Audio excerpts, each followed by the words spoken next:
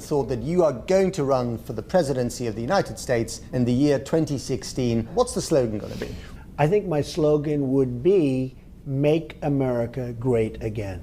That's too long. Come on with something pithier. No, make America great again. You're talking about 4 words. I think it's a very precise slogan. I mean, that would probably be my slogan, "Make America Great Again." We've been asking y'all to stop being hoes for years. He's credited with the online sort of bro interviews that Trump did, but he's also... Why is it when Donald Trump does an interview, it's a bro interview? What about when Kamala Harris does an interview? Is that the hoe interview? She went on an absolute slut podcast. The news media's days are numbered. This is the end. This is where people get their news. Thanks to people like Joe Rogan. More importantly, Adam Curry, good friend of mine, started podcasting. And many others, just like me, have been fed up with what we're force-fed on TV. And we thought, you know what? I'm going to do a little bit of a deep dive and end this. You've always been sort of the leading edge of where media is going with Politico, now with Axios. You understand the environment so well. How do Democrats, and frankly, how does legacy media need to change the way it thinks about getting information? I mean, a lot of the voters who went out and voted for Donald Trump, that so many people are wondering what happened here, they're not watching, frankly, this show. They're not reading the New York Times. They're not consuming media that way. And the Trump campaign found those voters where they live. So how do Democrats need to change the way they communicate to voters, if you think that's part of the problem? I'm going to answer this for him. Quit talking down to us. Quit telling us that we're dumb. You're the smartest person on TV. You're the smartest person in the room. Quit doing that, number one. Number two, quit lying. Quit lying to us. Number three, report the news. Do not report your opinion. I don't give a shit about your opinion. I just want facts. I want the information. 11 million illegals. I want the facts. $13,000 on an EBT card. That's what I want. That's the information I want. I don't want Mika Brzezinski's opinion. I don't want Joe Scarborough crying. I don't want Scaramucci lying. I don't want Joy Reid telling me I'm a fascist or I'm a racist or I'm a schmatzi. I served my country. I don't want to be insulted by the news. I just want news. Get a freaking talk show if you want your opinions sold to me or shoved in my face. Now let's hear what he says. For sure. I mean, I think all of us have to come to grips with legacy media is just not as important as it thinks it is. It is to you, it is to me. That's a relatively small group of people who rely on us for their information. And you have to go into the world as it is, not as you wish it to be. And basically, the way people get information has shattered into 20, 30 different pieces. And so if you just look empirically at the numbers, Joe Rogan's more important than any of us. He just has a much bigger, hyper-connected audience that listens to his every word. So maybe listen to Joe Rogan and kind of understand, like, what is he talking about? What are the guests that he has on? What are the issues that they care about? Realize that the gravity of right-wing discourse is now taking place on X. It's not Fox. X is what matters. Elon Musk is now, I wrote about this yesterday, arguably the most powerful civilian in the history of the country. He controls information flow. He controls... Good. Good.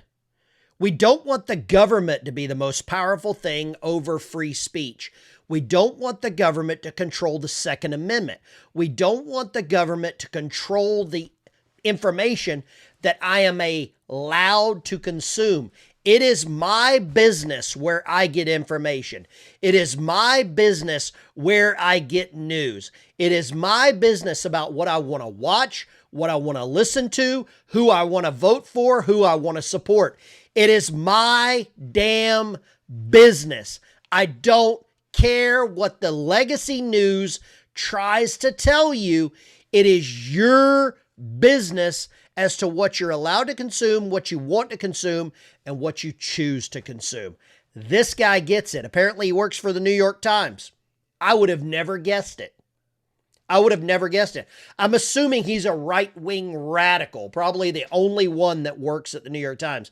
I heard in the background some huffing and puffing from MSNBC because they know their days are numbered. That's it.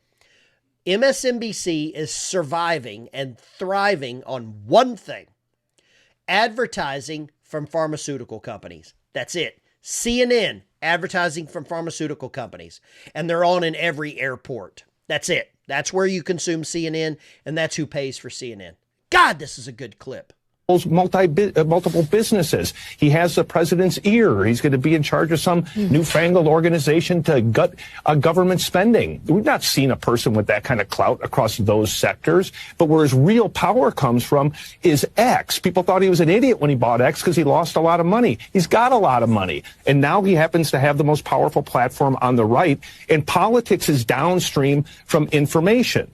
And there's just a whole new information ecosystem out there. So for us, for you, for Democrats, for Republicans, you have to understand that you now are going to have to basically navigate 20 or 30 different parts of the ecosystem if you want to connect with the American people who vote. Look at this group of idiots. Those are the people that are telling you what to think. Okay? Here, I don't care what you think. If you like what I'm putting out, hit the like, subscribe, thumbs up button. If you don't let the door hit you where the good Lord split you. Keep clicking. If you don't like what I'm putting out, don't let the door hit you where the good Lord split you. Keep clicking. You will find someone that resonates with you. My audience, I'm a sarcastic veteran. Maybe I resonate with them. Maybe I insult them. Maybe I piss them off. Maybe I make them laugh. I don't know. I would like to know.